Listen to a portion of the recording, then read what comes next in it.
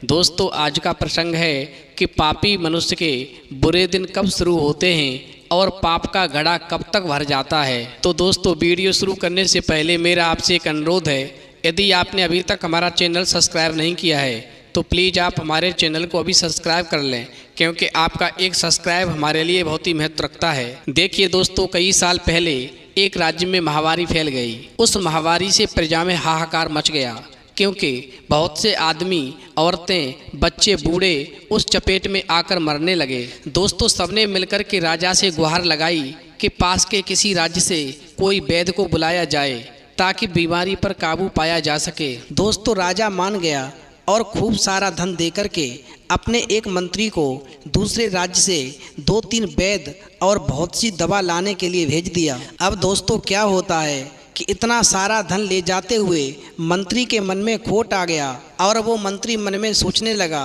कि इस धन का आधा भाग क्यों न मैं हड़प कर जाऊं, जिससे कि मैं पैसे वाला बन जाऊंगा, मैं धनवान हो जाऊंगा। दोस्तों उस मंत्री के मन में जैसे ही खोट आया, उसने क्या किया कि उस धन का आधा भाग हड़प लिया।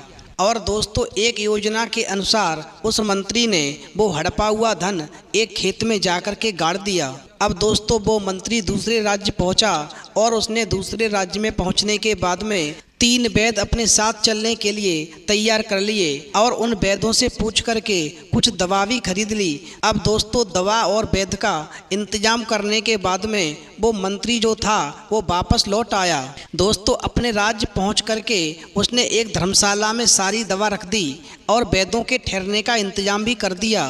दोस्तों अगले दिन मंत्री ने प्रजा को खबर दे दी कि सब बीमार लोग धर्मशाला में जाकर के अपना इलाज करवा सकते हैं। दोस्तों ये बात सुनकर के प्रजा बहुत खुश हुई और राजा की जय जयकार करने लगी और सब कहने लगे कि हमारा राजा बहुत अच्छा है, जो इस महामारी में हमारे लिए दवाओं का और वैद्य का बंदोबस्त कर दिया है। दोस्तों इस प्रकार से प्रजा ने अपने मन में अच्छे विचार लाते हुए राजा और मंत्री का धन्यवाद किया। अब दोस्तों जब शाम को भीड़ खत्म हो गई तो वैद्यों ने इतने सारे लोगों का इलाज करने से दवा का भंडार कम होने की बात मंत्री को बताई और इस बार ज़्यादा दवा मंगवाने को कहा। तो दोस्तों वैद्यों की बात सुनने के बाद में मंत्री चिंता जताते हुए कहने लगे कि वो प्रजा को कभी दुखी नहीं देख सकते, इसलिए अभी दूसरे राज्य जाकर के और दवा का प्रबंध कर लूँगा। दोस्तों मगर दवा आती कहाँ से? धन का आधा भाग तो मंत्री पहले ही हड़प कर चुका था। अब दोस्तों ध्यान देंगे, रात को जब सब सो रहे थे तो मंत्री ने दवा के घोल वाले बड़े बर्तनों में खूब सारा पानी मिला दिया। अब ऐसा लगने लगा था जैसे दवाइयाँ दोबारा मंगवा करके बर्तनों में भर दी गई हों।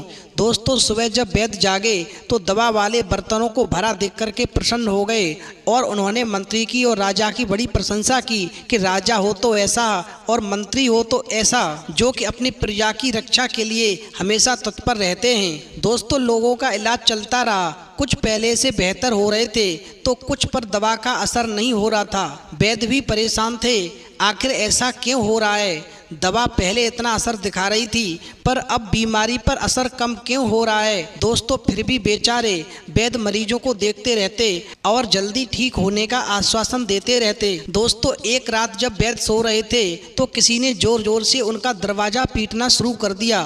दोस्तों वैद्य जो थे वो हड़बड़ाकर उठे और क्या देखते हैं कि मंत्री जी अपने 4 साल के बेटे को गोद में उठाए खड़े हैं। वैद्यों ने बच्चों को लिटाकर जब देखा तो पता चला कि मंत्री का बेटा भी उस महामारी की चपेट में आ गया है। दोस्तों जैसे ही मंत्री ने ये बात सुनी कि उनका बेटा भी महामारी के चपेट में आ गया है तो वो मंत्री अपनी छाती पीटता हुआ रोने लगा। दोस्तों वैद्यों ने बहुत समझाया कि चिंता की कोई बात नहीं, अभी दवा दे देते हैं, 1-2 दिन में ठीक हो जाएगा। पर मंत्री कैसे शांत होता? आखिर उसे तो पता ही था कि दवा में तो पानी मिला हुआ है और उसका कोई असर उसके बेटे पर नहीं होगा, मगर वो क्या करता? अगर दोस्तों मंत्री वैद्यों को ये बात बताता है कि दवा में पानी मिला है तो वो फंस जाएगा और राजा उसे फांसी दे देगा।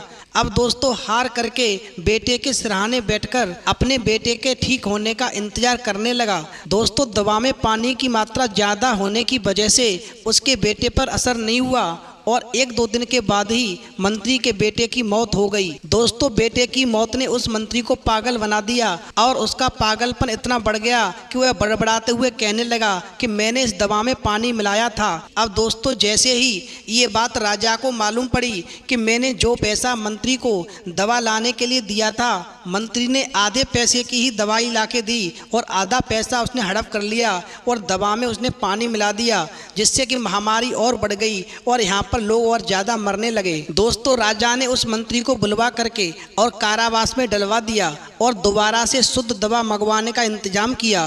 दोस्तों, शुद्ध दवा आने से सब बीमार अच्छे हो गए और फिर एक बार उस राज्य में खुशहाली की लहर दौड़ पड़ी। अब दोस्तों, जब उस राजा के राज्य में खुशहाली आ जाती है तो उस मंत्री को कारावास से निकलवा करके राजा स्वयं उसे मृत्युदंड देता है और फांसी पर लटका देता है। तो दोस्तों, इस कहानी से हमें ये शिक्षा मिलती है, जो अपने स्वार्थ के लिए किसी और का बुरा करता है उसका फल उसे स्वयं ही भुगतना पड़ता है। इसलिए पराये धन का लालच कभी नहीं करना चाहिए और हमें पाप कभी नहीं करना चाहिए। हमें किसी की बेईमानी कभी नहीं करनी चाहिए। जो काम तुम्हें करने के लिए दिया जाए उसमें बेईमानी कभी नहीं करनी चाहिए, क्योंकि बेईमानी और पाप करने वालों का अंत निश्चित ही बुरा होता है। तो दोस्तों, यदि आपको हमारी वीडियो पसंद आई हो तो प्लीज़ आप हमारे चैनल को सब्सक्राइब कर लें, क्योंकि आपका एक सब्सक्राइब हमारे लिए बहुत ही महत्व रखता है।